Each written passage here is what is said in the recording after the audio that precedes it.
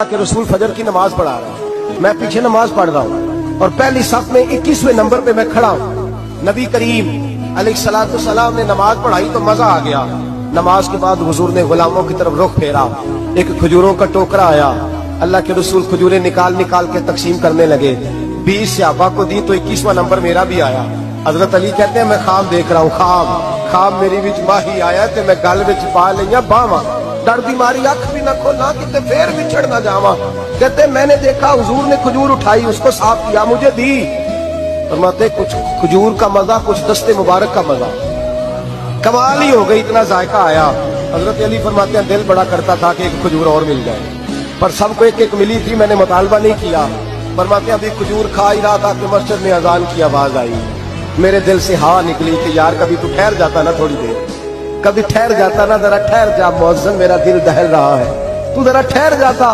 کہتے ہیں اٹھا، وضو کیا، سنت پڑھی، بوجھل قدموں سے مسجد گیا، پہلی صف میں کونے میں بیٹھ گیا۔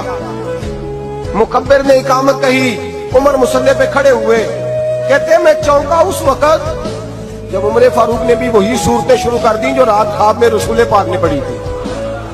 میں بڑا حیران ہوا، نماز مکمل کر کے عمر بھی اسی طرح دیوار سے ٹیک لگا کے صحابہ کی طرف منہ کر کے بیٹھے جیسے نبی پاک بیٹھے تھے۔ حد ہو گئی کہ کھجوروں کا ٹوکرا بھی آ گیا۔ کہتے ہیں فاروق اعظم بانٹنے بھی لگے، 21واں نمبر میرا بھی لگ گیا۔ عمر نے کھجور دی تو ذائقہ بھی بڑا ہی آیا۔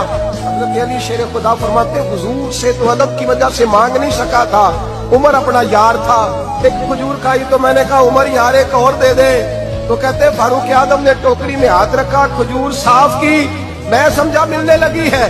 عمر نے صاف کر کے اٹھا کے دوسرے صحابی کو دے کے کہنے لگی علی چپ کر یار، اگر رات کو نبی پاک سے دوسری مانگتا تو میں بھی سویرے تجھے دوسری دے دے۔